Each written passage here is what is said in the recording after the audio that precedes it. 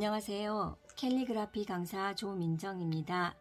오늘은 캘리그라피의 기초 과정에 대해서 말씀드리겠습니다. 먼저 선긋기부터 알려드리겠습니다. 선긋기를 하실 때는 붓펜을 이렇게 잡으실 때 직각으로 세우셔서 약간 오른쪽으로 눕히시고요. 다시 살짝 아래쪽으로 내리시면 45도 각도가 나옵니다. 이렇게 45도 각도로 붓의 기울기가 되었을 때 선 연습을 하시면 가장 좋습니다. 먼저 가로선은 이렇게 누워서 이렇게 끝내는 방향으로 해서 붓을 살짝 들었다가 뒤로 갈수록 눌렀다가 다시 살짝 들어서 이렇게 돌아올 수 있도록요. 그래서 첫 시작과 끝이 약간 둥그런 모양이 될 수 있도록 선 연습을 하시면 좋습니다. 선 연습 같은 경우는 단번에 잘 되지는 않습니다. 하지만 여러 번을 반복하다 보면 좋은 결과가 나오실 수 있으니 저처럼 이렇게 잡으셔서 충분히 누르시고 이렇게 돌아오시고 이런 식으로 해서 선을 그으시면 됩니다. 세로선 같은 경우는 이쪽에서 굴려서 이렇게 가는 게 가장 편하게 잘 나온다고들 하시거든요. 그래서 이렇게 잡아서 살짝 눌러서 다시 살짝 들어서 이렇게 붓끝이 마무리가 될 수 있도록 이렇게 연습하는 이유는 너무 선이 뾰족하게 끝나면 날카로운 느낌이 들기 때문에 두꺼운 선을 표현하고자 할 때 이렇게 선을 마무리합니다. 예를 들어 캘리그라피 같은 경우는 이렇게 얇은 선으로도 많이 사용하고요. 세로선도 이런 식으로 가볍게 얇은 선도 많이 사용합니다. 경우에 따라서 얇은 선을 많이 사용하기도 하지만 모든 글씨체 자체가 얇게만 나오면 느낌이 좋지 않기 때문에 두꺼운 선과 얇은 선을 다양하게 연습하시면 좋습니다. 처음에 선생님들이 연습하실 때는요. 이렇게 가로선 한번 그으시고 그 다음에 이렇게 위에서 아래로 이런 식으로도 한번 그어주시고 다시 한번 이런 식으로 해서 가로선 또 세로선 이렇게 해서 반복해서 격자창 모양의 무늬가 나오게 그런 식으로 연습을 하시면 좀 도움이 조금 덜 지루하고 도움이 되실 수 있습니다. 필요에 따라서 이렇게 S자 모양의 이런 식의 곡선 연습도 해보시면 다양한 글씨를 쓰실 때 도움이 되시는데요. 리을이라든가 편안한 글씨의 느낌을 살리실 때는 이런 곡선의 느낌을 잘 살리시는 게 중요하니까 연습을 한번 해보시면 좋겠습니다. 그러면 이제 기본 자형에 대해 설명해 드리겠습니다. 기본 자형의 첫 번째 글씨는 제가 그 자료 나눠 드린 것처럼 이렇게 두꺼운 선으로 시작해서 두꺼운 선으로 마무리하게 이런 식으로 가서 여기서 바로 나는 돌려서 이렇게 두껍게 하고 싶다 그러면 그렇게 하셔도 상관은 없으세요. 예를 들어 이렇게 얇은 선의 기역 같은 경우는 굳이 끝을 굴리실 필요가 없겠죠. 그냥 이렇게 가볍게 하셔도 되고요. 첫 선은 두껍게 하고 마지막 선은 이렇게 얇게 하셔도 느낌에 따라서 좋습니다. 이런 식으로 하셔서요. 끝을 이렇게 가볍게 떼셔도 괜찮습니다. 제가 드린 자료에는 조금 더 다양한 글씨체가 있으시니까요. 연습해 보셨으면 좋겠고요. 저는 마지막에 작품까지 선생님들과 해야 되기 때문에 생략하고 가장 중요한 부분들만 설명해 드리겠습니다. 니은 같은 경우도 이런 식으로 예를 들어 첫 선은 내가 좀 두껍게 하고 그 다음에 충분히 멈춘 다음에 이렇게 끝을 가볍게 빼면 두꺼움과 얇은 것에 다양한 표현을 할 수가 있어서요. 그런 니은도 한번 연습해 보시고요.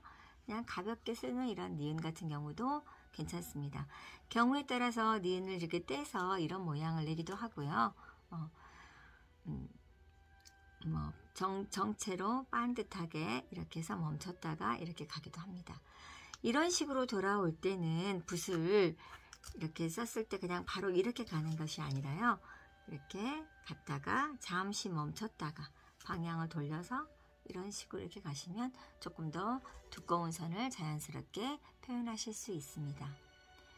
디귿 같은 경우도 끝을 둥그렇게 내고 싶다 그러면 이렇게 천천히 빼시고요. 멈췄다가 이렇게 약간 날카로운 선을 내보기도 하고요. 그 다음에 이렇게 가시기도 합니다. 전체를 얇은 선으로 해도 또 좋아하시는 분도 많이 있으시고요. 예를 들어 충분히 눌렀다가 빠른 속도로 이렇게 눌렀다가 빠른 속도 조금 더 길게 이렇게 하셔도 또 멋스러운 디귿의 글씨체가 나올 수 있습니다. 다음은 리을에 대해서 설명해 보겠습니다. 사실 제가 그 캘리그라피를 하면서 가장 느낀 점은 뭐냐면 기본 자형 중에서 가장 어려운 건 리을인 것 같습니다. 리을을 어떻게 쓰느냐에 따라서 글씨체의 느낌이 굉장히 달라지는데요. 먼저 빨리 쓰는 리을을 한번 보여드리겠습니다. 리을의 느낌이 이런 식의 이런 느낌은 보시는 것처럼 이렇게 천천히 완전히 속도를 줄이고 하는 것과 느낌이 자세히 보면 굉장히 다릅니다. 캘리그라피를 잘 쓸 수 있는 방법 중에 하나는 천천히 써야 될 글씨인지 그리고 내가 속도감을 내서 빨리 써야 되는 글씨인지를 먼저 생각하시고 그 글씨의 느낌에 따라서 나의 붓도 속도를 달리 하시면 좋을 것 같습니다. 리을 같은 경우도 힘있게 이런 식의 느낌을 낼 수도 있으신데요. 저 같은 경우는 우리 선생님과 달리 그 붓이 선생님들에게 드린 죄송합니다. 선생님들에게 드린 붓과 조금 다른데요. 제 붓은 조금 더 두껍고 조금 더 깁니다. 선생님들이 만약에 오늘 캘리그라피를 배워보시고 관심이 있다 하시면 그렇게 비싼 그 붓펜은 아니니까 한번 구입해서 사용해 보시는 것도 좋을 것 같습니다. 그리고 조금 더 빨리 흐르듯이 써보겠습니다. 이런 식의 리을도 굉장히 써놓으면 예쁘고요. 이렇게 해서 이런 식으로. 그래서 모든 글씨를 단번에 이어서 쓰려고만 하지 마시고요. 경우에 따라서 이렇게 끊어서 이렇게 쓸 수도 있는 것입니다. 다음은 미음에 대해 설명해 드리겠습니다. 미음은 이렇게 해서 이렇게 두꺼운 글씨도 가능하고요. 미음도 흘리는 글씨체도 가능해요.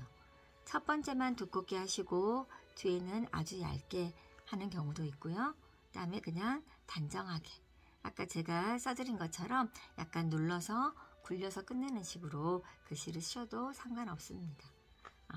어떤 사람들은 미음을 이런 식으로 쓰기도 하는데요. 이렇게 쓰면 우리가 그 전문 용어로 가독성이라고 하는데요. 좀 읽기가 불편해서 사람에 따라서 이렇게 쓰여져 있는 미음은 조금 덜 좋아하시는 경우도 있으니까 참고하셔서 글씨체를 한번 결정해 보시는 것도 괜찮겠습니다. 다음은 비읍에 대해 설명해 드리겠습니다. 이번에 비읍도 약간 굴려서 두껍게 쓰는 비읍부터 설명해 드리겠습니다. 이런 식으로 비읍을 두껍게 쓰실 수도 있고요. 이렇게 얇게 쓸 수도 있고요. 그 다음에 여기에 비읍을 이런 식으로 굴려 쓰기도 합니다. 이런 식으로 해서 밥이라는 글씨 같은 경우는요. 비읍을 이렇게 하셔서요.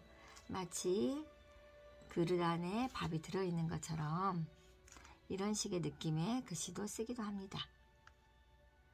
이런 느낌의 글씨를 사람들이 굉장히 편안해하고 좋아하기 때문에 예전에 다른 POP 예쁜 글씨라든가 다른 글씨체에 비해서 캘리그라피를 좋아하시는 이유가 이런 편안한 느낌, 그림을 그린 듯한 느낌을 좋아하시기 때문에 캘리그라피를 많이들 요즘에는 선호하십니다. 마찬가지로 여기 같은 경우도 이렇게 좀 뺄 수도 있고요. 시옷 같은 경우는 사실은 굉장히 쉬워 보이지만 제가 써보면 어려운 글씨 중에 하나인데요. 이런 식으로 해서 이렇게 끝내기도 하고요. 사람 인자처럼 이렇게 해서 약간 멋진 한자처럼 쓰기도 하고요. 그 다음에 이렇게 그냥 짧게 하기도 하고 이런 식으로 희한한 모양을 쓰기도 합니다. 이것이 그 나자 하나일 때는 알아보기가 힘들지만요. 단어로 연결될 때는 누구나 그렇게 어렵지 않게 알아볼 수 있도록 글씨가 구성이 되니까요. 너무 크게 걱정하시지는 마시고 조금 내가 다양한 글씨체를 연습해 보겠다 그러시면 기본 자형 연습하실 때도 조금 여러 가지 모습을 연습하시면 좋고요. 연습하시다가 나는 어떤 글씨체가 마음에 든다 그러면 그 글씨를 위주로 해서 연습을 해보시는 것도 도움이 될 것 같습니다. 지읒 같은 경우도 두껍게 쓸 때는 이런 식으로 이렇게도 가능하고요. 이렇게도 가능하고 어떤 분은 지읒을 막 이렇게 약간 애매한 글씨체 느낌이 나게 근데 이렇게 쓰시면 치읓자 같은 느낌이 날 수가 있으니까요. 너무 멋을 많이 부리지 않는 것도 좋을 것 같습니다. 치읓 같은 경우도 보면 이런 식으로 해서 이렇게 약간 그림 그리듯이 이렇게 쓰는 경우도 종종 있고요. 그 다음에 그냥 알아보기 좋게 편하게 쓰실 것 같으면 이렇게 해서 이런 식으로 쓴다거나 그리고 이 치읓 같은 경우는 많이 연결을 하는 경우도 있어요. 예를 들어 이런 식으로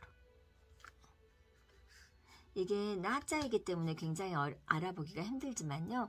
아까 말씀드린 것처럼 이게 뭐 아무리 흘려 쓰더라도 축자를 쓴다거나 그러면 글씨가 전체적으로 느낌이 살기 때문에 어떤 글씨인지 알아보실 수 있을 것 같습니다.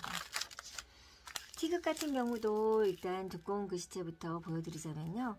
이런 식으로 해서 이렇게 쓴다거나 가끔 이렇게 띄어 쓰시기도 하고요.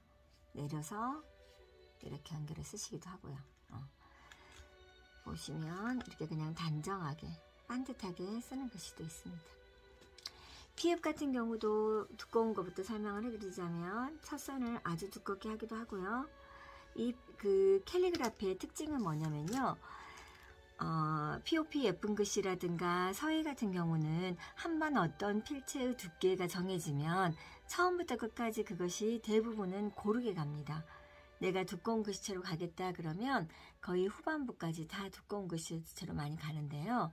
그렇게 하면 일률적이어서 통일감이 있긴 하지만 좀 자유로운 느낌이 적기 때문에 POP 같은 경우는 캘리그라피 같은 경우는 이런 식으로 해서 첫 선은 두껍게 했는데 뒤에는 얇게 한다거나 이런 변화를 많이 추구하고요. 이렇게 변화가 되어 있는 글씨들을 더 좋아하기도 합니다. 가끔은 피읍을 이렇게 사람 얼굴처럼 이렇게 귀엽게 이렇게 그리는 경우도 있어요. 그래서 선생님들이 한번 다양하게 글씨를 써보시면 좋을 것 같습니다. 히읗 같은 경우는 사실은 아까 리을처럼 히읗도 굉장히 잘 써야 되는 글씨 중에 하나고 또 잘 쓰기가 어려운 글씨 중에 하나이기도 합니다. 히읗 같은 경우는 뭐 첫 선을 이렇게 아주 길게 빼서요. 이런 식으로 쓰기도 하고요. 떼어서 이렇게 쓰기도 하고요. 히읗을 어떻게 쓰냐에 따라서 전체적인 글씨의 느낌이 많이 달라지는 것 같아요. 그래서 선생님들도 이 히읗은 조금 열심히 연습을 하셔서 글씨를 더 멋지게 잘 쓸 수 있도록 한번 노력해 보시면 좋을 것 같습니다. 네. 그냥 평상시에 우리가 쓰는 것처럼 이렇게 쓰셔도 괜찮아요. 이제 제가 기본 자형의 가나다라 이제 먼저 다 설명해 드렸고요. 이번에는 기본 자형 중에 모음을 설명해 드리겠습니다. 모음은 일단 아야 어여부터 설명해 드릴게요. 아 같은 경우도 아까 말씀드린 것처럼 기본 선을 두껍게 빼는 거 이렇게 연습을 한번 해보시고요. 그 다음에 조금 가볍게 첫 선은 가볍게 쓰시고 그 다음에 뒤에서는 조금 두껍게 쓰는 이런 연습도 한번 해보시면 좋으시고요. 이렇게 해서 이렇게 가기도 해요. 가끔은 첫 선을 두껍게 쓰시고요. 그 다음에 이렇게 얇게 그 다음에 이 상태에서 그냥 약간 이런 느낌으로도 쓰기도 하십니다. 이렇게 해서 내려 쓰기도 하시고요. 네. 그리고 야 같은 경우도 이렇게 첫 선을 일단 두껍게 한번 해볼게요. 이렇게 두껍게 하시고요. 그 다음에 가로선 만약에 이게 작품이라면 이 끝이 마음에 안 들다 그러면 이렇게 한 번씩 붓으로 좀 굴려주시는 것도 나쁘진 않을 것 같아요. 네. 이렇게 해서 이런 식으로 쓰시고요. 야 같은 경우도 이렇게 와서 이런 식으로도 많이 쓰세요. 이것도 날려 쓰는 것처럼 이런 식으로 느낌을 쓰시기도 하고요. 네, 이렇게 한번 야도 한번 써보시고요. 그 다음에 같은 경우는 이번에도 첫선을 좀 두껍게 해서 이렇게 한번 써보겠습니다. 첫선 두껍게 하고 뒤에 거 얇게 쓰기도 하시고요. 그 다음에 이렇게 굴려 쓰기도 하시고요. 첫선 찍어서 누르듯이 하시고 그 다음에 얇게 이렇게 빼기도 하시고 이렇게 해서 약간 그림 그리듯이 이렇게 쓰시기도 하고요. 이런 것들은 선생님들이 또 여기 유의물이 없는 것도 한번 써보시는 것도 좋을 것 같아요. 그 다음에 여에 대해 설명해 드리겠습니다. 여도 이렇게 눌러서 먼저 한번 이렇게 써서 드려볼게요. 이런 식으로. 제 붓은 지금 오랫동안 쓴 붓이어서 좀 끝이 갈라져서 약간 좀 거칠게 나오는데 이해해 주십시오. 네, 이렇게 해서 이런 식으로. 그리고 실은 선생님들이 쓰시는 붓과 제 붓이 조금 다른 붓인데요. 선생님들 붓은 이렇게 기존에 이렇게 쉽게 구입하실 수 있는 걸로 저희가 준비를 해서요. 왜냐하면 이제 써보시고 아무래도 더 쓰고 싶으신 분들은 붓이 필요하실 텐데 구입하기가 좀 어려우시면 힘들 것 같아서 이런 문구점 같은 데서 쉽게 구입하실 수 있는 걸로 준비하다 보니까 조금 눌러 쓰실 때 왜 선생님은 이렇게 두껍게 잘 나오는데 내 건 좀 덜 나올까 하면 약간의 붓의 두께의 차이 때문이라는 것을 이해해 주세요. O 같은 경우는 이렇게 눌러서 떼시고요. 그 다음 다시 이쪽에 가서 이렇게 쓰셔도 괜찮아요. 이렇게 하시고 붓을 이렇게 들기도 하고요. O도 그냥 뭐 이런 식으로 쓰거나 이렇게 쓰거나 이렇게 웃는 얼굴처럼 이렇게 쓰기도 합니다. 이런 식으로 끝을 약간 멋을 내기도 하고요. 그런 식으로 써보시면 되고요. 그 다음에 요 같은 경우는 마찬가지 이제 써보신 몇 번 따라서 써보시면 아시겠지만 기본 느낌은 다 비슷비슷하세요. 이런 식으로 이렇게 해서 하나는 두껍게 가고 하나는 좀 얇게 가고 하나는 뭐 이렇게 떼어서 쓴다거나 뭐 이런 식으로 여기서 약간 S자 같이 이렇게 쓰기도 하고요. 아이가 웃는 것 같이 이런 느낌으로도 쓰셔도 좋습니다. 우 같은 경우는 이렇게 가서 기본 자형 이렇게 가시고요.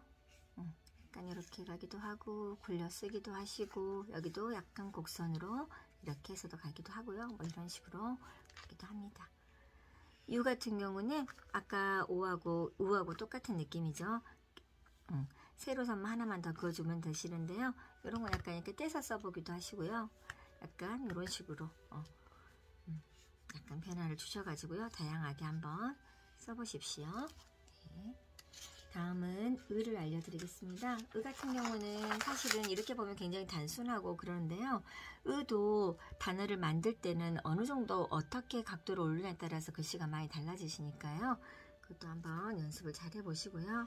이렇게 가서 이렇게 쓰기도 하고 뭐 처음에만 두껍게 하고 얇게 빼기도 하시고요. 아까처럼 이렇게 곡선의 느낌을 주기도 하고요. 이런 식으로도 가기도 합니다. 세로선 같은 경우도 두꺼운 선에서 이렇게 시작하시고요. 그 다음에 얇은 선 이렇게 쓰기도 하시고 뭐 미세한 차이지만 어느 쪽으로 각도가 기울어졌는지 그리고 내가 길이를 얼마나 길게 줬느냐에 따라서 느낌이 굉장히 많이 다르니까요. 이런 부분들은 선생님들이 계속 연습을 해서 조금 손에 익히시면 좋아요. 그렇지만 저는 항상 수업할 때 말씀드리는 게 하나 있는데요. 선생님들이 너무 기본 자형에만 몰두하시다 보면요. 이게 굉장히 힘드실 수가 있어요. 그래서 제가 항상 수업 시간마다 우스갯소리로 뭐라고 하냐면 기억, 니은 잘 써가지고 선물한다고 해서 아무도 좋아하지 않아 이렇게 설명을 드리기도 합니다. 그래서 선생님들도 기본 자형을 어느 정도 처음부터 끝까지 쭉 한번 몇 번 정도 써보시고요. 그리고 나서는 단어로 들어가시는 게 좋으세요. 네, 단어로 들어가시기 전에 제가 손풀기 연습도 할 겸 그 나눠드린 유인물 중에서 그림 하나를 가볍게 그려볼까 해요. 여기 보시면 장독대가 있는데요. 장독대 같은 경우도 보시면 별거 아닌 것 같은데 이런 장독대가 이렇게 두께의 차이에 따라서 되게 멋스럽게 보일 수도 있고요. 아니면 좀 되게 답답해 보일 수도 있고 그렇거든요. 그래서 이런 식으로 이렇게 하면 우리 예전에 살았던 시골 마당에 그런 장독대 같은 느낌이 들 수가 있으니까요. 이런 애들은 조금 여러 차례 연습을 해주시다 보면 되게 재미있는 캘리그라피가 될 수가 있어요. 물고기 같은 경우도 보시면 그냥 뭐 특별히 막 잘 그리실 필요는 없으세요. 오히려 이렇게 약간 그냥 간단하게 둔한 듯이 이렇게 느낌을 살려주시면요. 이 다른 수채화라든가 유화라든가 이런 서양화에 비해서 캘리그라피에 들어가는 그림은 너무 어렵거나 너무 복잡하거나 때로는 너무 색깔이 많은 것을 선호하지 않아요. 오히려 저 같은 경우는 캘리그라피 작품을 해보면 너무 막 다양한 색연필을 많이 쓰는 것보다 이렇게 단순하게 붓펜을 이용해서 이렇게 그림을 그리시고요. 저 같은 경우는 물이 들어있는 이런 붓펜이 또 따로 이렇게 이제 있는데요. 이렇게 물이 들어있는 애들의 도움을 받아서 약간 바로 그린 다음에 이거를 사용하시잖아요. 그러면 이게 물이 번지는 효과가 있어서요. 화면에는 잘 안 보이실 것 같은데 이게 농담을 조절해 주기도 하고요. 때때로 물을 한쪽에다가 조그만 장 그릇 같은 데다가 담아서 이 붓펜을 찍어서 쓰시는 것도 가끔은 재미있을 수가 있으세요. 그래서 한번 다양한 효과를 한번 내보시면 좋을 것 같습니다. 저는 그러면 시간 관계상 오늘은 원래대로 하면 뭐 기억으로 이루어지는 가나다라라든가 뭐 기본 단어를 써야 되겠지만 짧은 시간 동안 선생님들과 우리가 작은 작품을 하나 만들어 봐야 되기 때문에 저는 그냥 바로 작품으로 들어가겠습니다. 일단 사랑합니다 이런 글씨를 한번 써보겠습니다. 사랑합니다 같은 경우는요, 사람들이 누구에게나 해도 좋아하시는 말씀이기 때문에 저 같은 경우는 사랑합니다로 작품을 하는 것을 굉장히 추천을 드려요. 이런 식으로 해서 이렇게 올리셔도 되고요. 예를 들어 이런 식으로 해서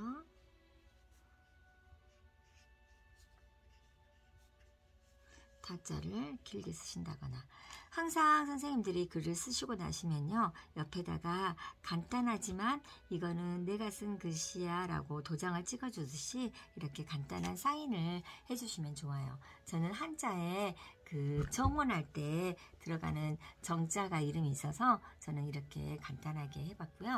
이런 때는 이렇게 가볍게 하트를 하나 또는 2개 정도를 그려주시거나 이렇게 해서 연결을 한다거나 이렇게 해주셔도 아주 간단하지만 받는 사람을 기분 좋게 해줄 수 있는 그런 글씨가 될 수 있답니다. 제가 또 한 장 다른 유인물 보고 하나 설명을 해드릴게요. 사랑합니다. 다른 글씨체 같은 경우도 있고요. 이것도 되게 좋아요. 뭐냐면 그냥 내가 기분이 안 좋을 때 이 글씨를 쓰고 서서 내 거울 앞에다가 놔둔다거나 이렇게 하셔서요. 그냥 웃음이 나지 않을 때 그거 아시죠? 억지로 웃어도 뇌는 실제로 내가 정말 즐거워서 웃는 것과 똑같은 효과를 발휘한다고 하네요. 그러니까 우리 선생님들도 이런 글씨 한번 멋지게 하나 써가지고 바로 제가 썼네요. 빨리 하다 보니까 한박 웃음 이런 식으로 글씨를 써가지고 어느 쪽 한편에다가 붙여놓으시면 아마 그날은 조금 더 기분 좋은 하루가 되지 않을까 싶습니다. 고맙습니다도 한번 써볼게요. 고맙습니다. 누군가에게 고마운 마음을 항상 표현하고 살다 보면 더 고마운 일이 많이 생긴다고 하니까요. 고맙습니다. 이렇게 한번 써볼게요. 그래서 이런 거 할 때도 그냥 가볍게 이렇게 하나 하셔도 되고요. 저 같은 경우는 이렇게 플립처럼 이렇게 표현하기도 해요. 이런 것들도 괜찮을 것 같고요.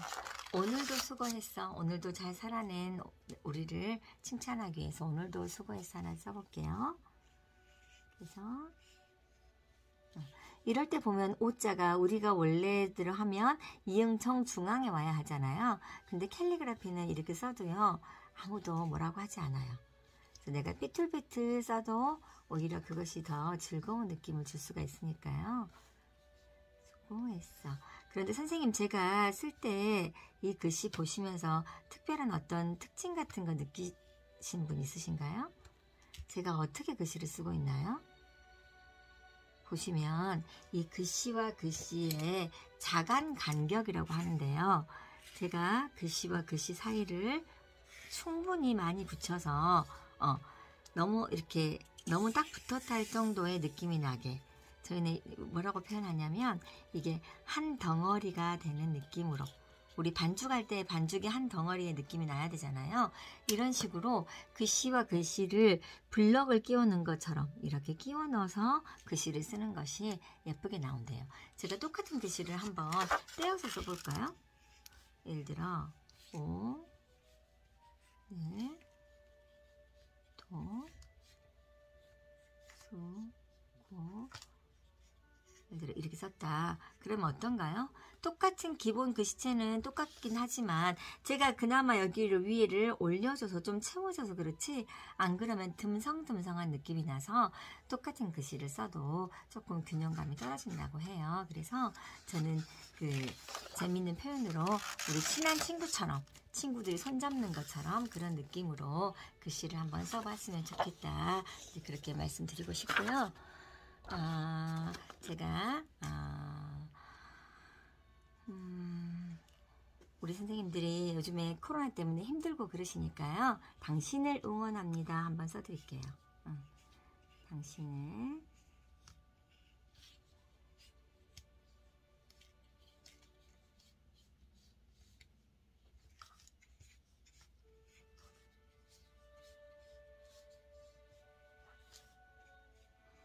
혹시 저는 이제 이런 글씨체로 쓰지만 선생님들 중에서 나는 이렇게 너무 글씨가 변화가 많은 게 싫다 그러시면 조금 더 단정한 글씨체로 바꿔서 쓰셔도 상관은 없으세요.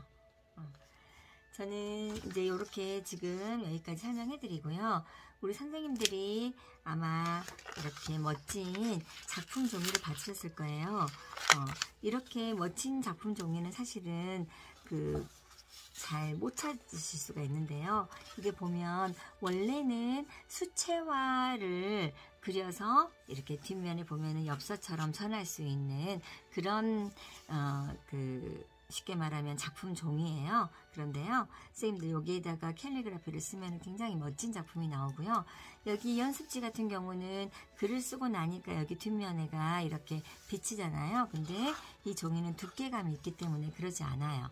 근데 선생님들이 쓰실 때 이 엽서 자체에서 쓰시면 이 엽서의 높이가 있잖아요. 그래서 이쪽 끝으로 갈수록 글씨를 쓰기가 힘드시거든요. 그래서 글씨를 쓰실 때는요, 항상 종이를 한 장을 이렇게 잘라내세요.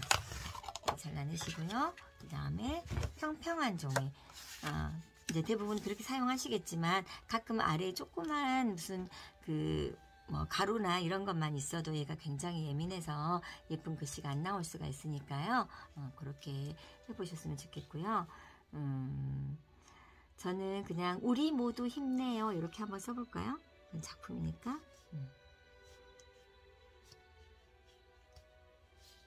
우리 모두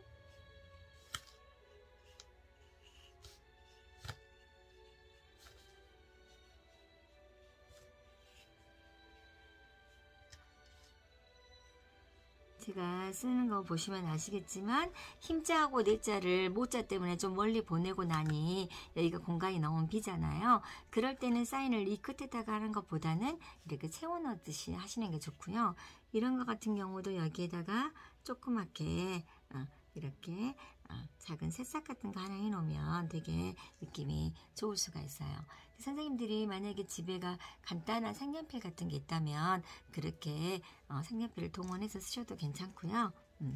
뭐 이런 거에다가 좀 허전하면 이렇게 하나 포인트 이렇게 넣으셔도 괜찮아요. 그리고 나는 테두리가 좀 허전하다 그러면 저 같은 경우는 이거 되게 간단하지만 많이 하거든요. 그럼 이거 자체가 액자 처리의 느낌이 나서 되게 깔끔하고 좋을 수가 있어요. 한 장 더 써보겠습니다. 선생님들이 아까 그림 있으셨잖아요. 이번에는 조금 아까 배웠던 그림 중에서 내가 마음에 드는 그림을 먼저 한 장 그려보고 그리고 나서 거기에 맞는 글씨를 한번 써보겠습니다. 일단은 뒷장에 보면 그림 종이 중에서 뒷장에 보면 꽃이 하나 있는데요. 제가 꽃을 한번 그려볼게요.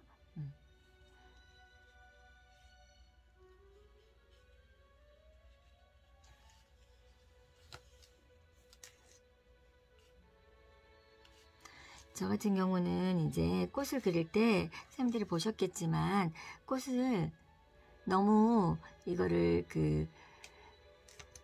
두께를 똑같이 하시면 안 돼요. 대부분 이렇게 약간 두께감을 차이를 줘야 되는데, 저도 처음에 그림을 배울 때 가장 어려웠던 게 이 두께의 차이를 주는 게 너무 어려웠었어요. 근데 선생님들도 조금 하시다 보면 관심만 가지시면 잘 하실 수 있으니까요. 제가 요즘에 좋아하는 글귀 중에 하나가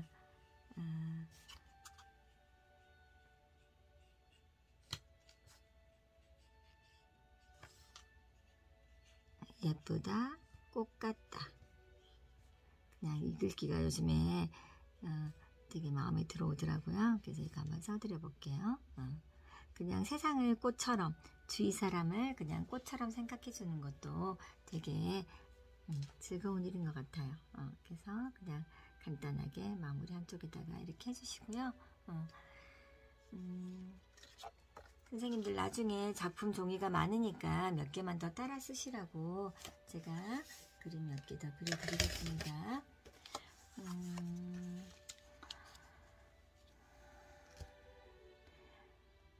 이번에는 밥. 아까 제가 그 수업할 때 해드렸던 그 밥에 대해서 한번 써볼게요. 왜냐하면 밥을 잘 챙겨 드셔야 건강하고 행복한 삶을 살 수 있으니까요. 이렇게 해서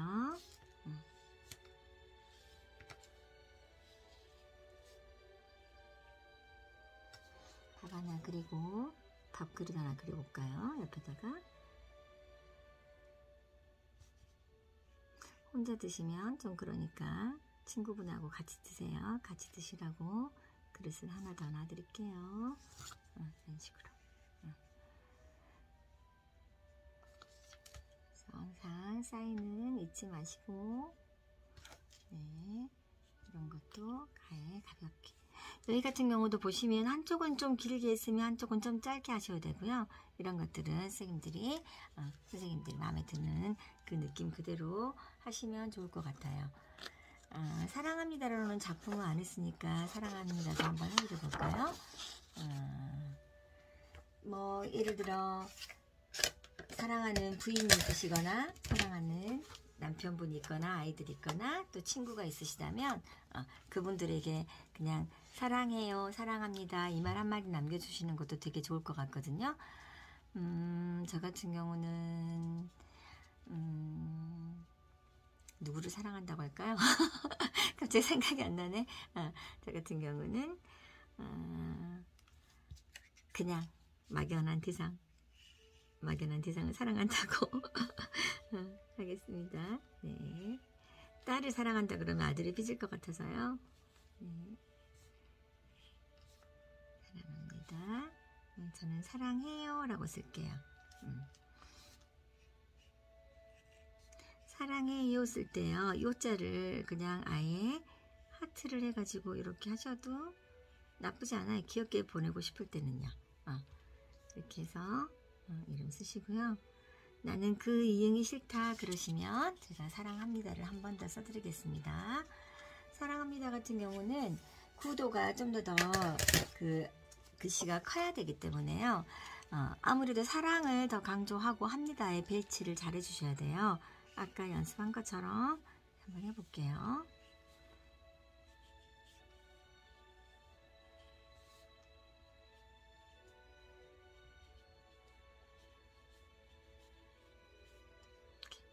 그리고 이럴 때는 꽃을 이렇게 하나 그려주시는 것도 괜찮습니다. 이거를 꽃으로 이렇게 해서 네, 그렇게 하시고요.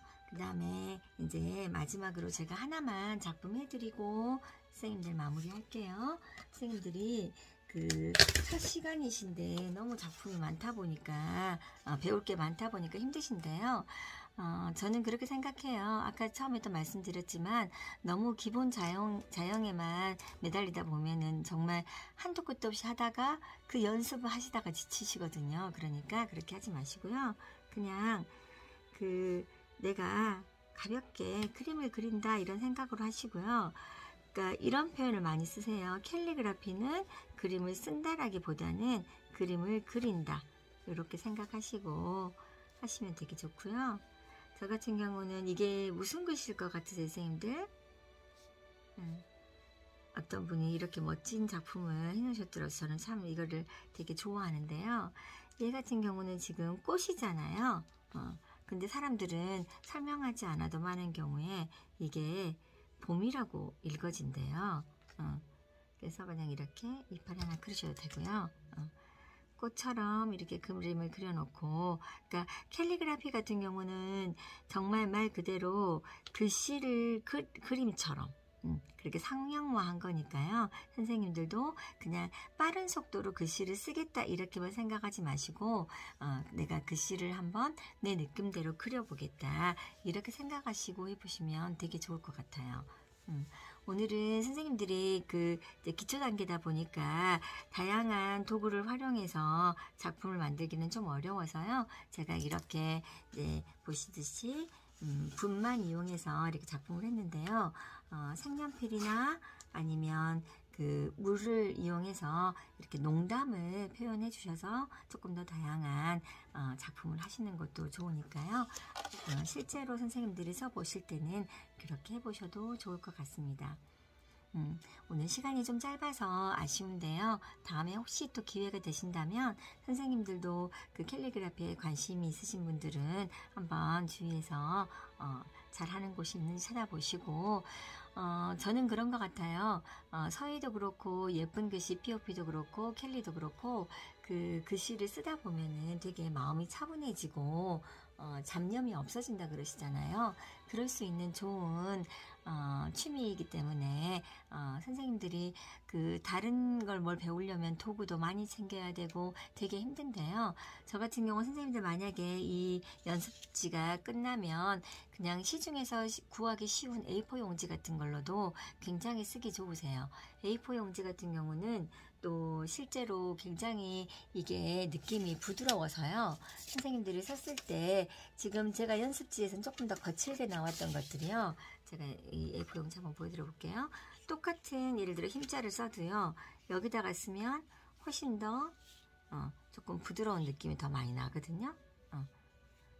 이렇게 좀 더 덜 거칠고 부드러운 느낌이 질감이 다르기 때문에 그래서 이 연습지를 다 썼다고 좀 괴로워하지는 마시고요. 나중에 A4 용지라든가 아니면 문구점에서 저렴한 가격으로도 이 연습지를 사용하실 수 있으니까요. 한번 기왕에 배우신 거 조금 연습도 하셔서 본인이 마음에 드는 작품들을 하셨으면 좋겠습니다. 길다면 길고 짧다면 짧은 시간이지만요. 선생님들을 캘리그라피로 만나게 돼서 너무 반갑고요.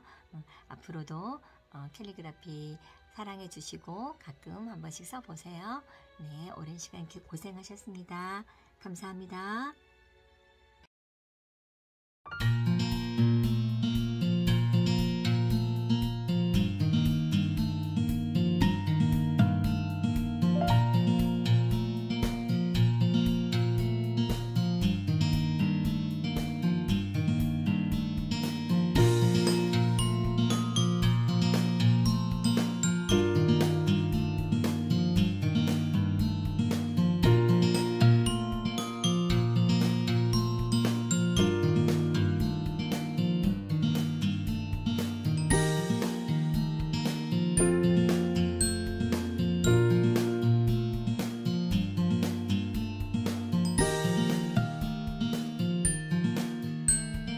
you.